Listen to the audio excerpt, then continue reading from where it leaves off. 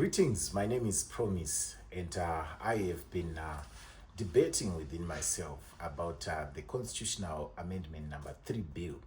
This has caused a lot of commotion within social and political circles in Zimbabwe. But to break down this, we have to touch on certain angles that we have not been actually privy to. The issue that I want to tackle today is the issue around the parliamentary whipping system and its implications on the passing or not of the constitutional amendment number 3. The whipping system was first introduced in the British Parliament in the 1700s, where parliamentarians would be whipped into a certain political and ideological position. The system takes charge of the whipping that is used for the dogs that hunt the fox in the field to actually toe a certain line. The whipping system also is aligned to the Leninist democratic centralism, which takes course in terms of internal democratic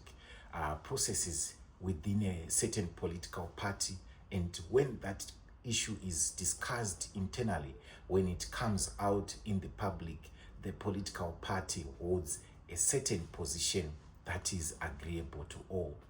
So the parliamentary whipping system removes personal convictions and personal ideologies and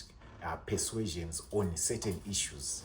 In Zimbabwe, we have a binary political system that is not written in any law, but we have seen that we have had the opposition and the ruling party taking charge, save for a few where independent parliamentarians could come into play, and the last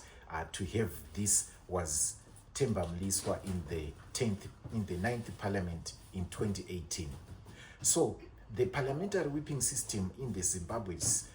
in a context also works with the Constitution of Zimbabwe, section 129 K, which says that if a parliamentarian ceases to be a member of a political party, is recalled from parliament, and the chief whips, who are representatives of these political parties, uses this clause to actually whip the parliamentarians into a certain role. So in our context as Zimbabwe, we have seen that since the resignation of Nelson Chamisa, the departure from the Triple C, the coming in of Sengezo Chabangu, the fragmentations of different Triple C factions in parliament, we have seen that this whipping system is now biased, but to a certain extent, Sengezo Chabangu holds the power to recall the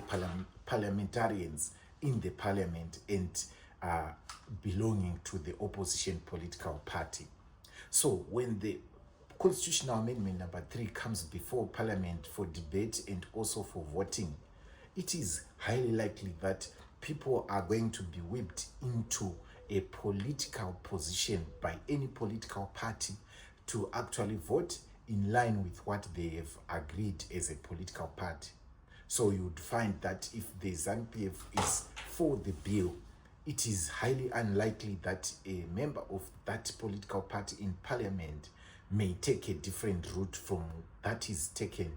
by the party itself. So the role of the chief whips now is that they whip their members into line, into voting for a certain political position, for a certain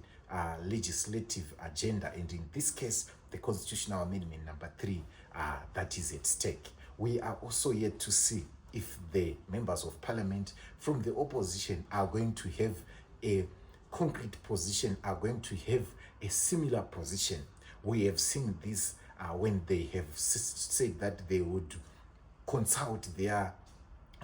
constituencies, when people started to clamor for the resignation en masse of the opposition parliamentarians post-2023 elections, when all the confusion started. So the whipping system is also another dynamic that is likely to affect the constitutional amendment number 3. And when parliamentarians meet, it will no longer be about their personal conviction and their personal feelings about the issue, and also will it be about the people, but the position of their political party. So the constitutional amendment